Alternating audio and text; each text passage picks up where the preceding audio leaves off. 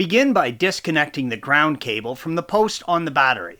This is also a good time to check the condition of the terminal and wiring, as our cable was starting to get a little corrosion. Red arrow. The headlight switch is just to the left of the steering column. You can usually pull the front of the switch straight off using only your hands. Red arrows.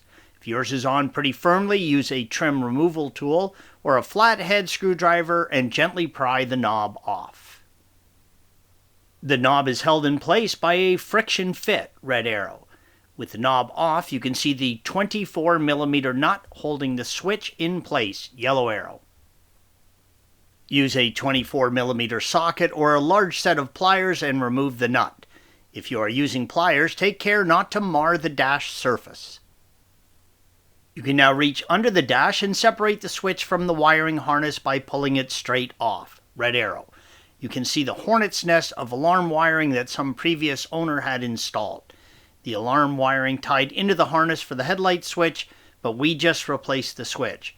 Do not disturb any of the alarm wires and everything works fine. The connection on the switch will only fit into the harness one way, so make sure it is properly lined up. Do not try and force it. Red arrow. Installation is the reverse of removal. Thanks for watching. Be sure to subscribe to our channel and check out another video in this series.